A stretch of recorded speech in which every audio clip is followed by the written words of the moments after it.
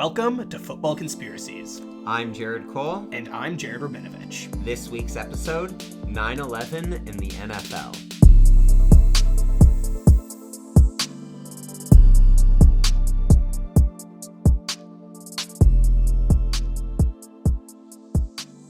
J. Cole, you got anything to bring us today other than the fact that you're losing in fantasy?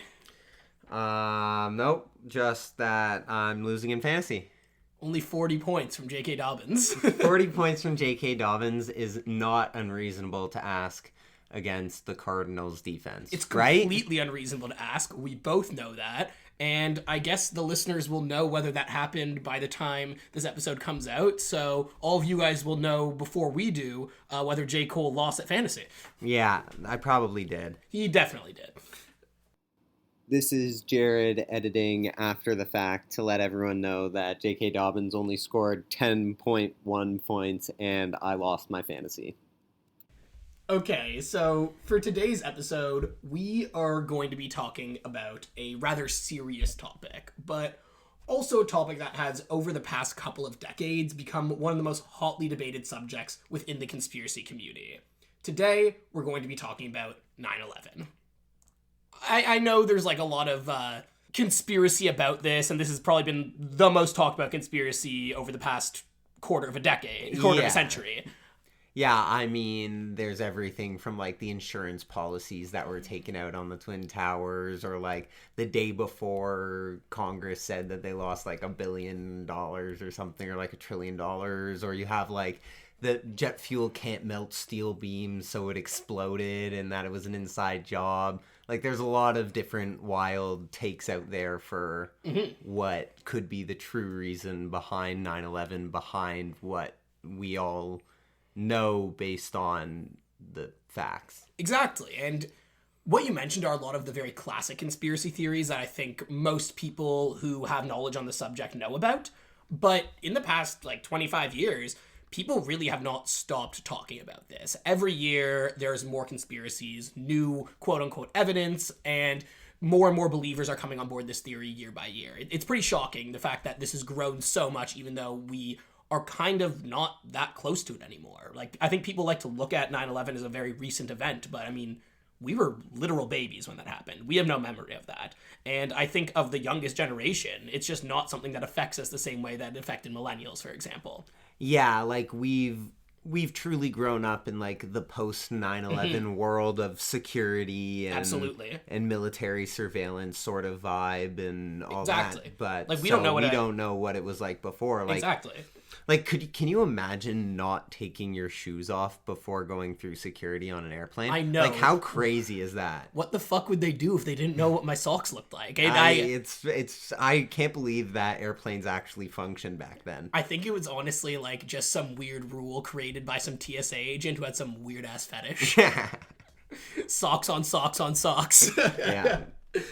But like we were saying, this is a very pervasive theory, and it's not just pervasive in the sense that everybody knows about it and it's so hotly talked about, but it's pervasive in the sense that it really affected every facet of society, and that includes the NFL. Originally, when writing the script for this episode, I was intending to create one of our, classic players and their beliefs episodes. I was going to go through, find the players that believe that are 9/11 truthers, discuss their particular beliefs when they came out, just the classic stuff that we do during our players and their beliefs episodes. Flat Earth, the fake dinosaurs. Yeah, but to my surprise, and a surprise that I will say I was quite grateful for, I could find very few anecdotes about NFL players and coaches who are open 9/11 truthers. I'm sure there are some out there who haven't said anything, but in terms of actually being open about it, very few.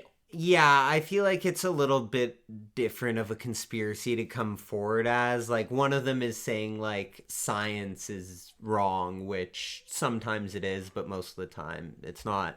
But this one is more of a political sort of vibe, and that might be why NFL's staying away. I think not only that, but it is such a hot button topic that I think a lot of people know.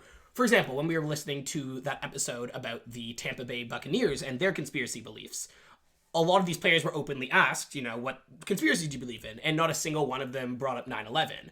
And I don't think that's necessarily because they don't believe that 9/11 was an inside job. I'm sure there's probably, statistically speaking, there's at least a handful of players on the Buccaneers who do believe that. But I just think it's such a serious accusation to bring up that people are more reticent to say that than, for example, the Earth is flat or Bigfoot, because, there's very powerful people still around today that stand to be offended by you saying that 9/11 was an inside job. Yeah, for sure. Maybe that's why that one unknown player said that he couldn't say what his conspiracy belief was, because maybe he was a 9/11 truther and he knew that the NFL was staying away from hot button topics like 9/11. Man, you're baking conspiracies about their conspiracies. Yeah, I'm convinced that's what it is. Okay, continue. For sure.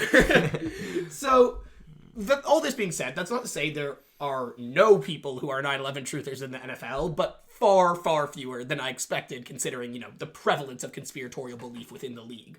Like, I mean, I was able to find enough content about NFL players who don't believe in dinosaurs to make a full episode, but I couldn't find the same for one of the most infamous conspiracy theories of our time, if not all time. I just think that's, like, a notable thing. Yeah, I mean, it definitely shows that they're telling players maybe, or the players like understand subtextually that like this is a conspiracy I don't want to blow up. Like I might believe it, but I don't want to blow it up, unlike Kyrie did with the flat earth sort of thing. Exactly. And I think they know that there's a lot of powerful people, not just in the country, but in the league that they stand to offend, you know? I mean, the winner does go to the White House, and it kind of looks bad if you're telling the U.S. government that they committed one of the worst terror attacks on American soil, like, to their faces. Like, that's not what you want to be doing. I couldn't agree more. So, like I said, I was surprised, but certainly not disappointed by this. And as a result, I had to slightly change the scope of this episode. When thinking about this, I remembered an anecdote I brought up in one of the earlier episodes of our show. I could be mistaken, but I believe this is the one and only time before right now that 9/11 has come up on our podcast. J. Cole, do you know what I'm referring to? I'm not 100%. I think it was in the Blackout episode when we were talking about John Harbaugh was talking about his like crazy things. No? Oh, you know what? Okay, you're reminding me. 9/11 has actually come up twice on this show. There's the one time that the Patriots won the Super Bowl directly after 9/11, and we spoke about this briefly, that there is a conspiracy that it was a rigged Super Bowl in order for the Patriots to win, because it would look good that, the Patriots, America's football team, would win after 9/11. This is tied in with the same theory that says that New Orleans won after Hurricane Katrina. We haven't talked about that on the podcast, I don't think. Oh, we haven't? I don't think so. This is like you're dropping a bomb on our listeners. I was gonna bring it up later. Oh shit! Okay. Okay, so I'm actually not gonna dig too deep into that one, because that one has like quite a bit of juicy details to it, and I'm sure maybe you'll cover it in a later end segment. Yeah, it fits more in with like when we talk about the NFL being scripted as a whole conspiracy, because that's two like major incidences that the cities who won kind of questionable based on the incidences, but that's another time, another day. But yeah, that's good conspiracies. Okay, yeah, it's a fantastic conspiracy, honestly, and there's really not too much evidence behind it, but we'll dig into this further on a later episode. The 9/11 reference that I was actually referring to from earlier in our podcast was not having to do with Jim Harbaugh, but actually doing with my team's coach, the Bills, Sean McDermott. I don't know if this is ringing a bell now. Yeah, Sean McDermott made a couple of choice words when giving a team speech about teamwork. Yes, so in 2023, reports began coming out which alleged that in a 2019 team meeting, head coach of the Bills, Sean McDermott, had used Al-Qaeda and the 9/11 attacks they perpetrated as an example of teamwork that should inspire the Bills in their upcoming season. There's a pretty good article on the incident coming from Sarah Duquoto at Global News called "Buffalo Bills Coach Sorry for Using 9/11 Hijackers as Team Inspiration," if anyone is interested in hearing a little bit more about this theory. And also, what a good headline name. Yeah, I mean, really gets straight to the point. Exactly. And also, of course, if you want to listen back on our old episodes for the same information, I encourage you to do so. So this is obviously a pretty wild story, but it's not a typical players and their belief sort of story, you know? It's just the NFL having to do with 9/11 in some sort of way. Yeah, like they're kind of correlated, but not really. Exactly. And a lot of the stories I found were more along this tangent than players who actually believed in the theories of 9/11 trutherism. So I decided that this wouldn't be a typical players and their beliefs episode. Instead, I'm going to be bringing up some anecdotes more like this one, the Sean McDermott anecdote, and some more stories that are, you know, NFL and 9/11 related, rather than players who believe in the conspiracy theories like we usually would. Okay. That seems like a more poignant way of talking about this sort of topic. I would care to agree, and I'm going to be honest here. Like, I would have made a players and their beliefs episode if I was able to put one together, because I think it's objectively interesting, but these stories, I'm glad they're coming out in some way. I think we would have had to cover them in some regard no matter what. This is just going to be, you know, not our typical episode, but this is how we're going to be doing it. Okay, perfect. So while I obviously have referenced a few times now the fact that I had trouble finding many coaches and players who are 9/11 truthers, I did not say that I wasn't able to find any. So let's start with the one I was able to dig up. This is potentially the wackiest story we're going to discuss today, and this story is about Pete Carroll. Pete Carroll was the longtime head coach of the Seattle Seahawks. Last season was actually his final year with the NFL. This is his first year not in the NFL since, like, God knows how long. As long as I've remembered. I mean, dude deserves it. He had a great career. Fantastic career. And during his time as head coach, he actually led the Seahawks to 2 consecutive Super Bowl appearances in 2013 and 2014. In 2013, they actually were the champs. Yeah, and then in 2014, they decided to not run the ball. They literally just ran the ball. He would have won back-to-back Super Bowls, but he decided to not run the ball. Yeah, it's one of the sadder Super Bowl losses of all time. It is one of the biggest blown coaching play calls in the history of the Super Bowl. No question. In the history of the sport. Yeah, no questions asked. No questions asked. Just run the fucking ball. So all this being said, in 2015 is where our story begins. This story is almost entirely based on reporting from Jack Dickey, published by Deadspin, in an article with the not-so-subtle title, Is Pete Carroll a 9/11 Truther? Clickbait, right to the point. Perfect title for an article on a not well-known website. Deadspin actually is not an entirely unknown website in terms of, like, the research I do, at least. They actually have some, like, pretty solid investigative reporting within the sports world. Oh, well then I take it back. Exactly. And this, yes, of course I agree. I'll eat the crow on that one. Eat the raven. Oh, yeah. Eat the Seahawk. But I think you're absolutely correct about your assessment of this being a bit of a clickbaity title. Well, it is clickbaity, though. It is also pretty accurate, as you're about to see. So this article is about a meeting that took place in late spring of 2015 between Pete Carroll and retired U.S. Army General Peter Chiarelli, who at the time had recently finished his stint as the Army's Vice Chief of Staff. Chiarelli was looking forward to the meeting as he believed he had a lot in common with Carroll, thinking it would be, pretty pleasant encounter between the two. After all, Chiarelli grew up in Seattle and is a huge fan of the Seahawks. Additionally, his post-military work was focusing on traumatic brain injury research, a topic which he thought would be of interest to an NFL head coach. When Chiarelli arrived at the Seahawks headquarters, the conversation between the two men started easy. They spoke about the Seahawks, then moved on to head trauma, which led them to a discussion about Chiarelli's experience in Iraq during the Operation Iraqi Freedom II, and subsequently the brain injuries he had seen while posted in Iraq. At this point is where the conversation began to go a bit off the rails. At the mention of Iraq, Carroll began pushing the conversation into a completely different direction. To quote the article, Carroll wanted to know if the September 11 attacks had been planned or faked by the United States government. In particular, Carroll wanted to know whether the attack on the Pentagon really happened. So, I mean, they don't call it the square. They don't call it the square. But, I mean, he's coming in pretty hot for a guy who, came to visit him at his headquarters, This is not like a business meeting. No. Truly, this was meant to be like a collegial meeting. Yeah. So, Chiarelli, at this point in time, being when 9/11 happened, was actually the top-ranking Army official inside the Pentagon. To say the least, Chiarelli was in a particularly good position to answer this inquiry.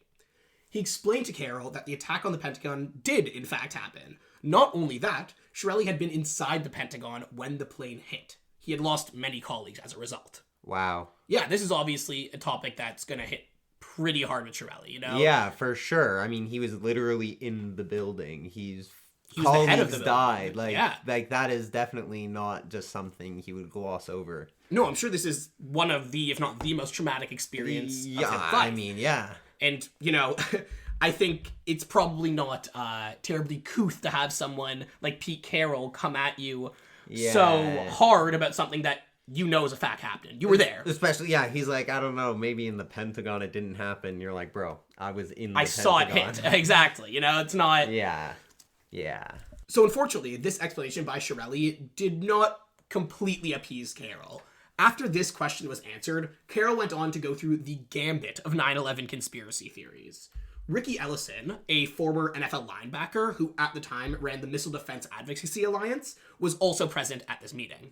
As Ellison recalls, every 9/11 conspiracy theory you can think of, Pete asked about, and he didn't stop at 9/11. He had lots of questions about the role of the military today. Ellison would go on to say, Pete grew up in California during Vietnam and during Watergate. That's just the perspective he brings to the table.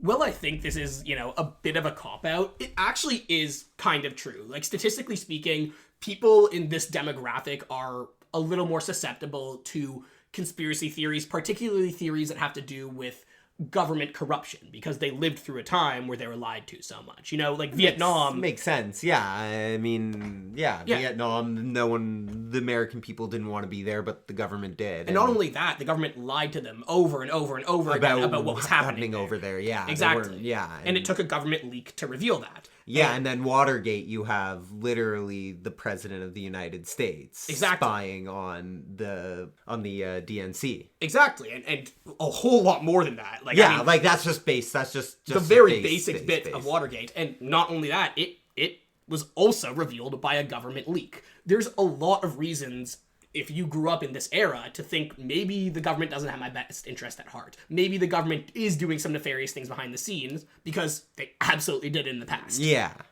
So Ellison claimed that the discussion remained fun, friendly throughout.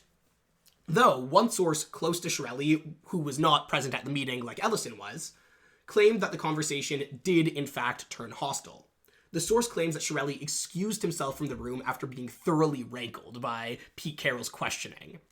Ellison denies that this happened, and Shirelli's spokesperson did not respond to requests for comment from Jack Dickey. So it's not entirely clear, but I feel like it's like you're telling your buddy about what happened, you exaggerate a little bit, and then a news source calls your buddy and says, hey, do you have any information? And he exaggerates a little bit and then gets a little overblown, and so everyone's like, not quite how it went down, so we're just gonna refute it, but maybe somewhere along the lines. It's either that or the very opposite of that, where Ellison told the truth to his friend told the truth to the reporter, and then the reporter calls Ellison goes, no, that didn't happen, because he didn't realize his words were gonna make it to print.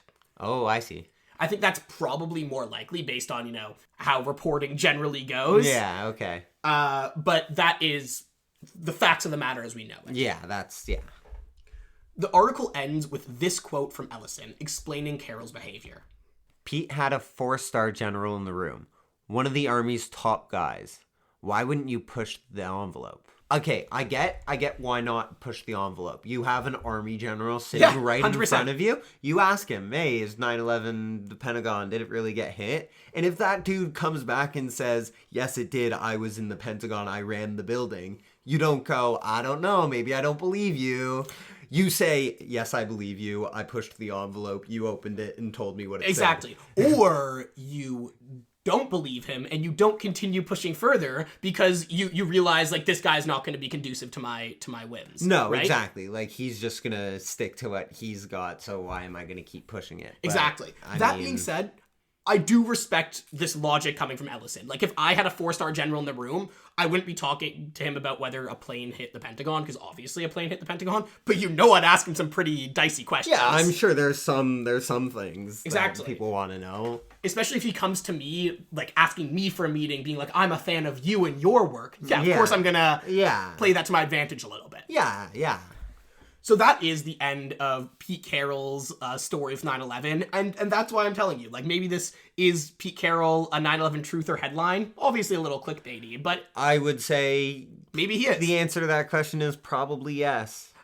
How That's the why I article would say probably. Exactly. I'm not definitizing anything here. How the article concludes, and I would care to agree, is that Pete Carroll was more skeptical than he is certain of this. And I would say that's probably true. If he was certain of this, it probably would have been more hostile than it turned out being. Yeah, but I mean, it is sketchy nonetheless, and I think it brings into question maybe a little bit of Pete Carroll's beliefs on this matter.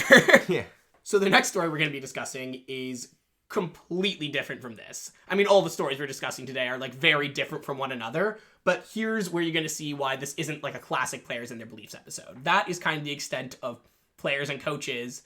Not completely the extent, and I'll explain that later, but most of the extent of players and coaches I was able to find that are openly questionable of the truth of 9/11. Yeah. But now we're going to switch gears a little bit and discuss the story of Matthew Mills.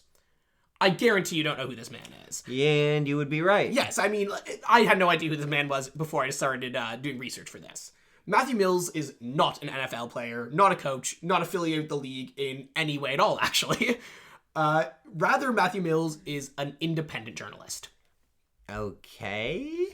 I would not consider him, personally, a particularly successful or well-known independent journalist, but he sure did have his 15 minutes of fame. The story of this incident is laid out in AJ Perez's article on NJ.com titled 9/11 Truther, How I Sneaked into Super Bowl 48 and Hijacked the Post-Game Show. What? I know. Sounds pretty wild. Yeah. Coincidentally, actually, before we move on, Super Bowl 48 is actually the 2013 Super Bowl that was won by Pete Carroll's Seahawks. No relation, but... You can't say no relation and then give me a relation. Like, absolutely no relation. Obviously, it's all intertwined. Complete coincidence. Obviously not. But it is weird. I had to point it out. I actually had no idea. Like, it was not mentioned in the article. Pete Carroll's name isn't... Like, I had to look up the Super Bowl to figure out what this was, which, by the way, I'm pretty sure the Seahawks won 48-3 against the Broncos. Yeah, do you not remember the game started off with a, oh no. Yeah, wasn't that the game that started off with the safety? Yes, I believe it was. Yeah, okay. So the article describes this story of Matthew Mills, taking over the post-game show and sneaking into the Super Bowl.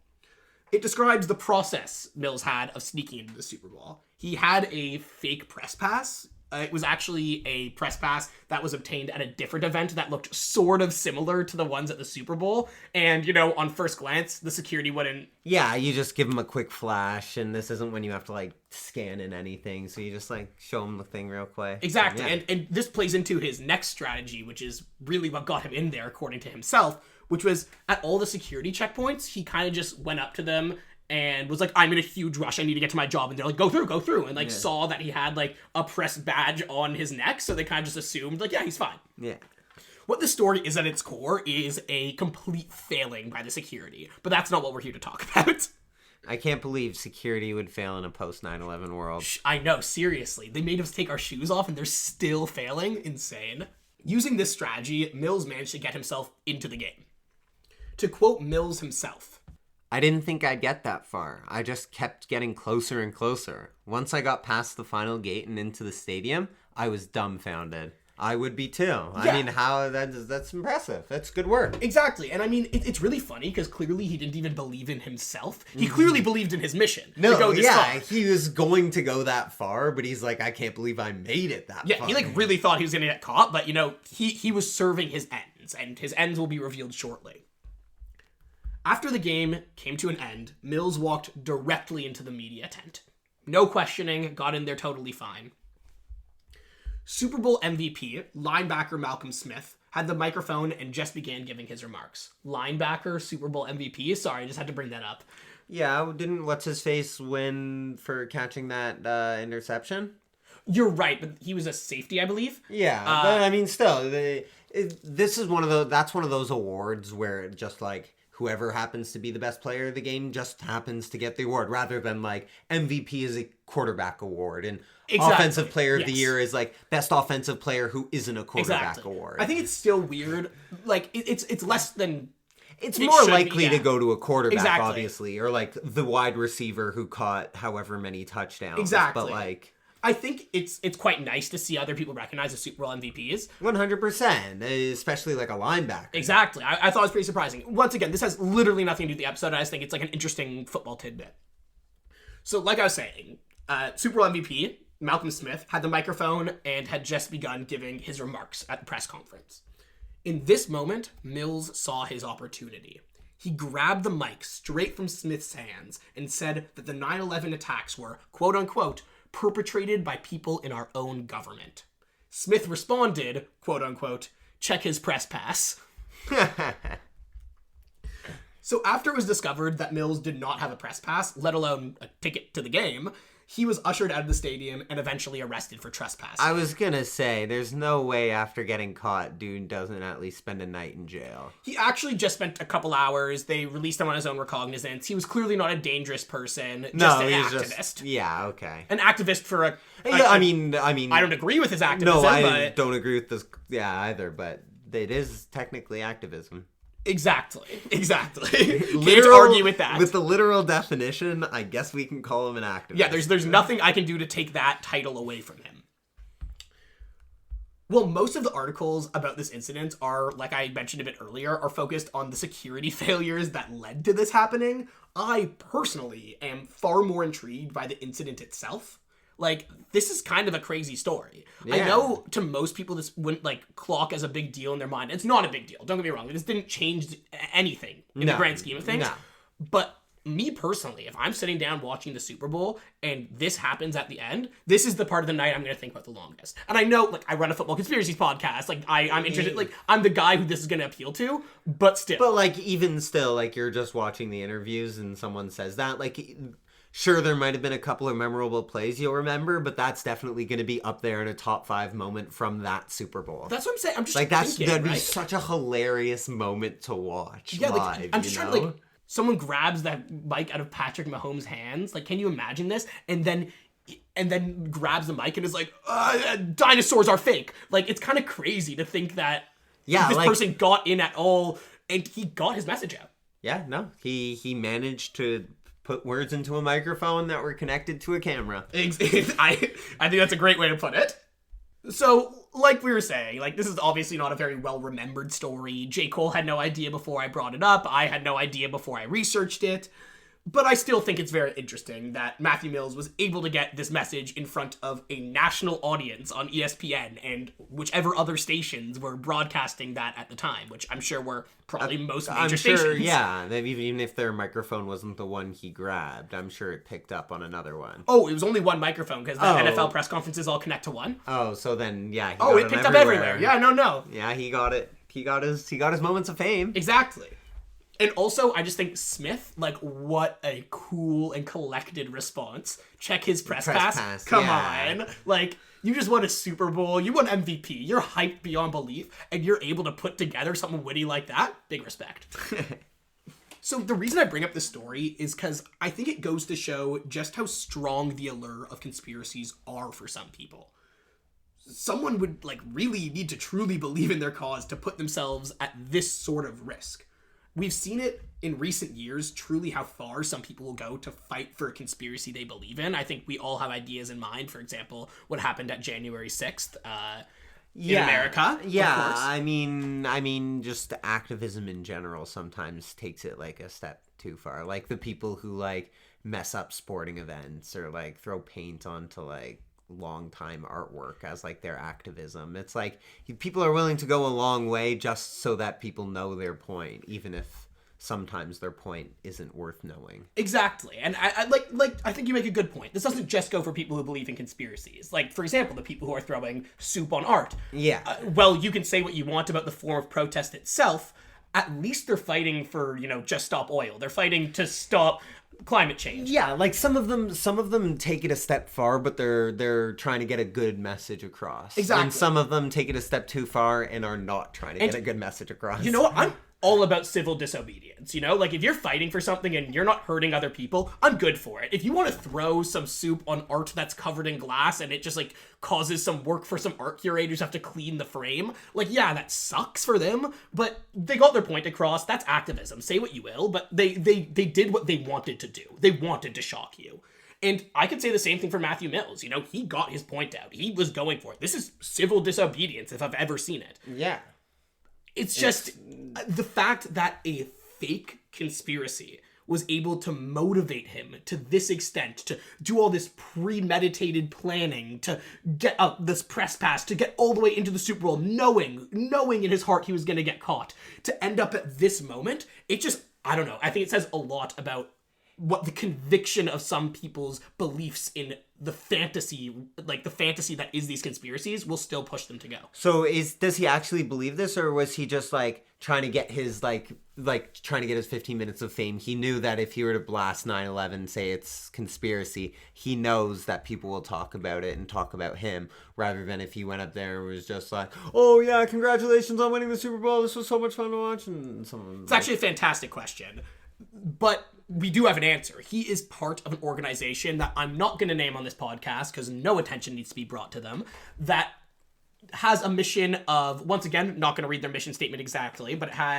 it's paraphrased as they challenge powerful people to, you know, rethink the stories they've been telling us. So clearly it's conspiracy-based organization. Okay. Yeah, no, this is like very conspiracy motivated. Yes. And he's like very publicly a 9/11 truther through his quote-unquote independent journalism. Sorry, I should say independent quote-unquote journalism. Yeah. He has focused largely on 9/11 trutherism. So yes, this was his intention. He wanted to have this moment. He wanted to get on TV and say what he said, and he accomplished it. There you go. Exactly.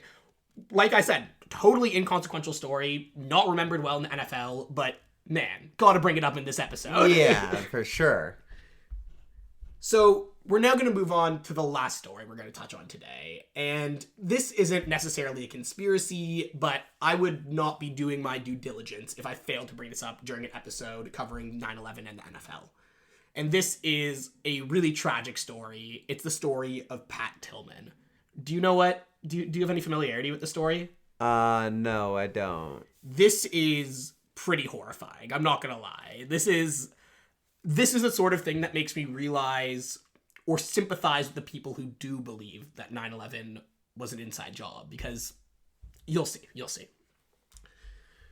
After the 9/11 attacks, Pat Tillman, who was at the time a safety and defensive back for the Arizona Cardinals, he decided to enlist in the U.S. Army, which was something a lot of people were deciding to do after the 9/11 attacks. You know, being prompted as a way to save their country, defend themselves. There's a lot of patriotism, and a lot of people decided to sign up. He was he was definitely described as the most famous person to enlist since Elvis Presley. Oh, wow. Yeah, like this was a big deal. Big deal. Like this decision came as huge news across the country, and Pat Tillman would quickly become a household name. After nearly 2 years in the Army, on April 22nd, 2004, Tillman was reported to have been killed by enemy combatants in an ambush on his platoon. The news shocked the public. It also did not help with the already diminishing approval of the war in Iraq that was going on in America before any of this Pat Tillman news came out. Yeah. Unfortunately, where the story gets even more terrible, is that the news of his death was only half the shock that Tillman's family and the nation would receive. Only after his burial did the Department of Defense and U.S. Congress launch investigations into the ambush that resulted in Tillman's death. The investigation went on to rule that Tillman's death had not been perpetrated by enemy combatants. Rather, he was killed by friendly fire. Wow. Yes. Oh my God. It's a horrifying story, and it's really a story where they like threw these guys into the meat grinder, and people were hurt because of it. 2 other people were injured during this quote-unquote operation that wasn't going to succeed in doing much if it did succeed, and it ended up, you know, causing so much confusion that Tillman ended up being killed by someone in the U.S. Army. Wow. The denial and subsequent cover-up of the truth by the US military became a rallying call for those protesting against the US involvement in the war. It did not help the military's case that prior to Tillman's death, the Washington Post had reported that Tillman called the invasion and corruption of Iraq as quote-unquote fucking illegal. So, like, this is just piling up on the US government at this point. You have the report of Pat Tillman calling the service that he is doing at that moment fucking illegal. And then, on top of that, he gets killed in a ill-planned operation, and then they then subsequently lie, not only to his family, but to the American public as a whole, about what killed him. Yeah, that does not look good. Yeah, like, I'm honestly not sure what to say about this story. It's an absolute tragedy. I know I can say that. And usually I like to leave y'all with some sort of lesson at the end of the episode, but I'm just not entirely sure what to say. This is the story about a man who could have had an incredibly successful NFL career. He just signed a deal that was paying him $3.6 million a year. But instead of this, he decided to serve his country during his prime years. He was 27 when he died. Throughout the war, he came to realize that the side he was fighting on may not have been completely in the right. And instead of being able to come home and spread this message, he was killed by friendly fire. And to pour salt on the wound, the military tried to cover up the truth of his demise. I don't know, like, this is exactly the sort of thing that makes me sympathize with people who are 9/11 truthers. If the government can cover up this sort of thing, I understand the logic of why couldn't they cover up more. Well, that doesn't make me believe the 9/11 theories more. Mean, I get the idea that, and I agree with the idea to a large extent, that fuck, this government's evil as hell and they're just not telling us what is the truth. There's no way that the government tells the truth about everything always. Exactly. But it also does put into light that the government would look into the ambush to begin with, find that the ruling was friendly fire, and then not immediately burn everything related to the investigation. Like, if they did that and no word of this investigation ever came out and nothing about it, then, like, maybe. But, like, the fact that they're still looking into it might be a sign of things are better than they seem. Unfortunately, I don't think so. It took many years to get this information out properly, and it took a ton of pushing from Tillman's family and the public as a whole to saying they wanted the truth, because Tillman's family had been coming out saying, the story hasn't been told. Yeah. If the government's willing to lie about this for the morale, it was clearly for the morale of the country. They didn't want their most famous soldier being killed at all. Friendly fire, it looks horrible in a war that already looked horrible to the public. Yeah. And like I said, it doesn't make me believe in conspiracy theories, but what I think the listener should take away from this is that maybe the reasons people believe in conspiracy theories aren't as far-fetched as you might think. It's really preying, conspiracy theories are preying on the vulnerable. But it's also kind of like what we talked about earlier with Pete Carroll being in that age demographic where he's just, more normalized to conspiracies because he's seen a corrupt government, and now he sees this too, and... Exactly. The whole point is, that doesn't mean you should go start believing in conspiracy theories. Quite the opposite, actually. But I think it's a good distinction between, the cover-ups that the U.S. government actually does, Pat Tillman's death, the true cover-up by the U.S. government, and extricating that from the fantastical tales people like to tell about 9/11. Yeah. I understand how one leads to the other and how this rabbit hole is shorter than people think it is, but I just want to show that I understand and I sympathize with this rabbit hole, with this logic, but I think it's very dangerous and we need to do our best to fight it. So that brings us to the end of the serious part of this episode, and also brings us to the end of my stories about 9/11 and the NFL. There is still one very important story I did not tell during this episode, but that's for a reason. J. Cole, do you happen to know what I'm referencing? No.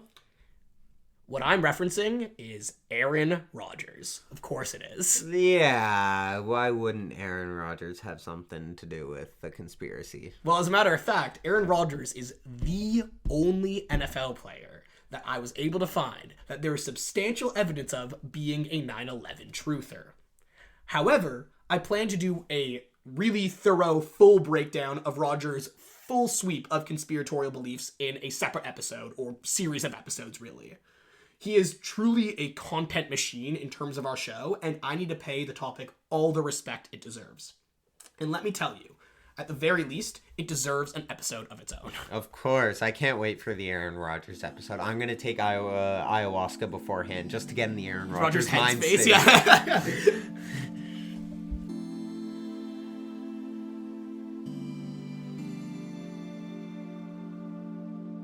Alrighty, welcome to my end segment where we talk about some crazy football, and today we're getting a little scandalous. Ooh. We're gonna talk about the first players to ever be suspended indefinitely from the sport of football for engaging in a gambling scandal. Oh, really? That's cool. Yeah. Most of the stuff that you're going to hear is from an article that was written from a condensed interview with Upton Bell, who is the son of former then commissioner of the NFL. So Sources a little close.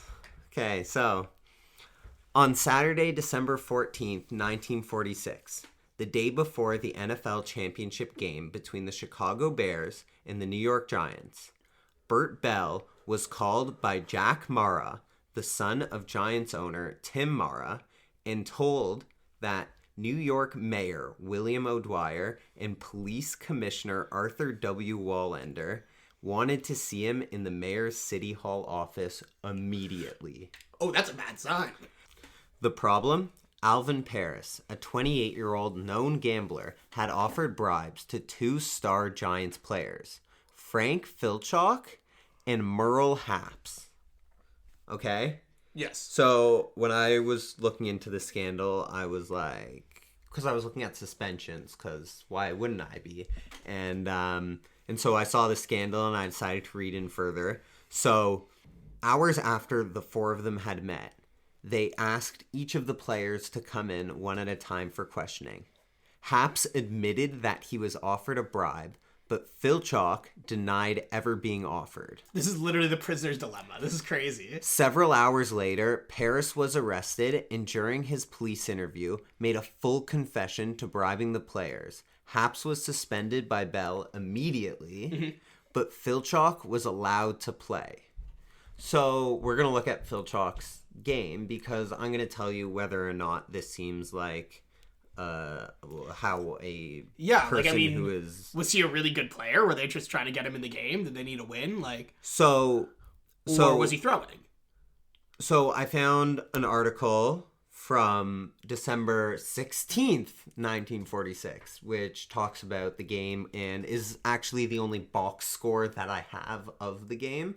So that's where we're going to be getting our stats for passing and stuff. But they have a little section pointed out about Haps being suspended. Apparently, he was suspended at 2:00 in the morning.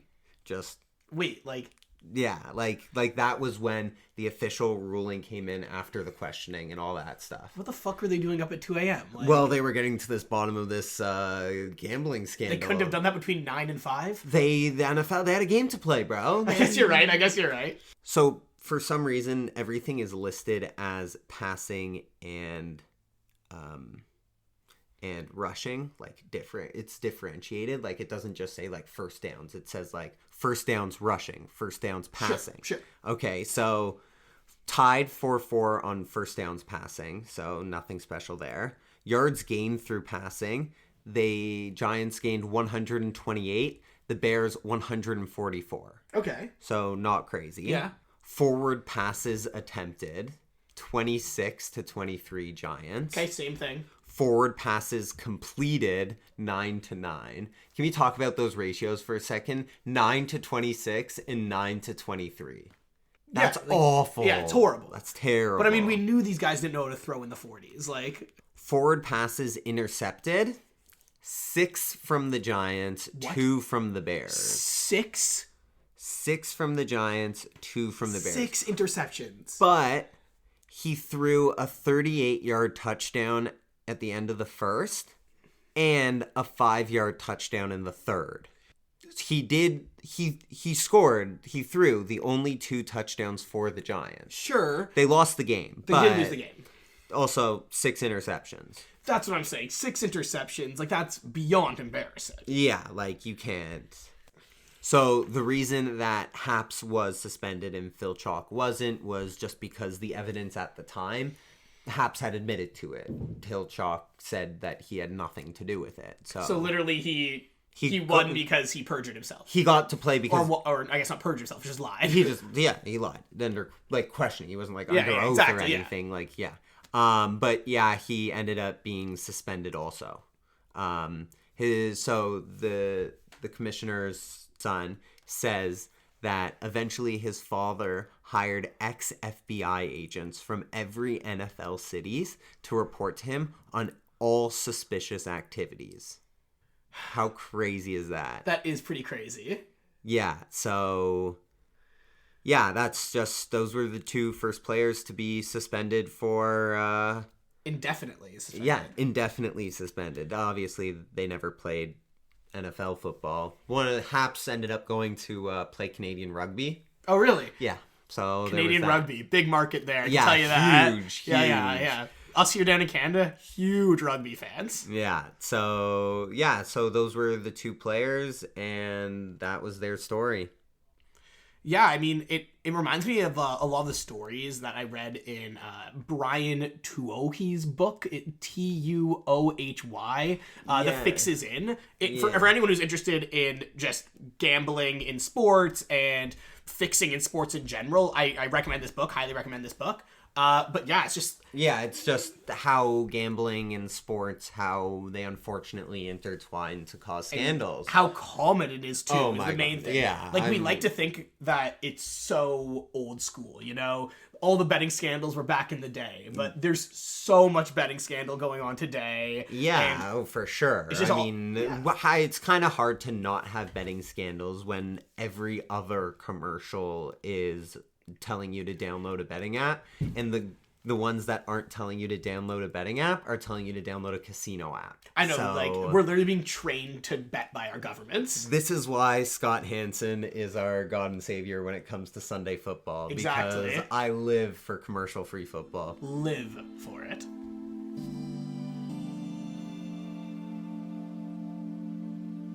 Thank you for listening to this week's episode. You can find us on Twitter at FB Conspiracies, where we will post all the graphics and links we spoke about during this episode.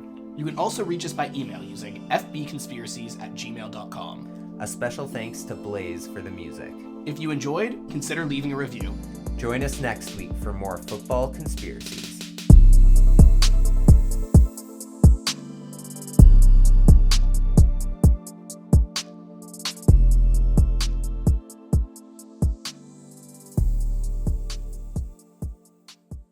Welcome to this week's episode of Football Conspiracies. You don't even know the name of the fucking episode.